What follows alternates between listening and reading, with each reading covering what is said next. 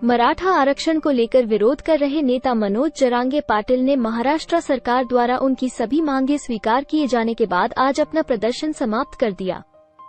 Patil OBC श्रेणी के तहत समुदाय के लिए शिक्षा और नौकरियों में आरक्षण की मांग को लेकर शुक्रवार से मुंबई में भूख हड़ताल पर थे।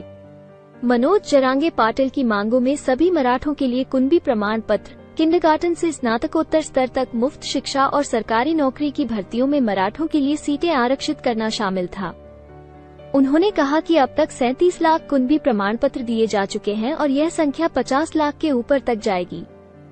कुणबी का तात्पर्य ओबीसी से है। इस मौके पर मनोज जरांगे ने कहा कि जो 54 लाख मराठा समाज का रिकॉर्ड मिला था, उनके परिवार को भी जल्दी से कुणबी प्रमाण पत्र दिया जाए।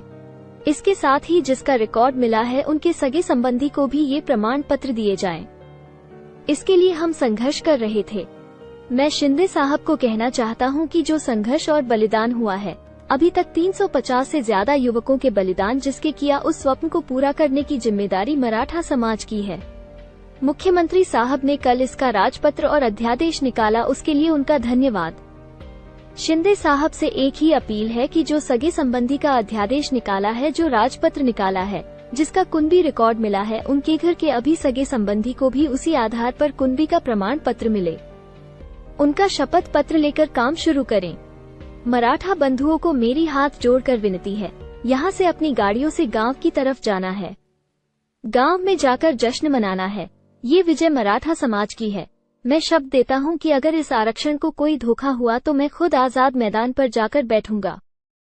राज्य के मुख्यमंत्री एकनाथ शिंदे ने कहा कि आज विजय का दिवस है, गुलाल उड़ाने का दिन है।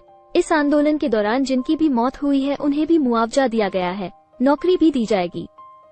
सरकार सभी वादे पूरा करेगी। आपसे अपील है कि आप वापसी की यात्रा संभाल कर करें। सरकार आपके साथ है।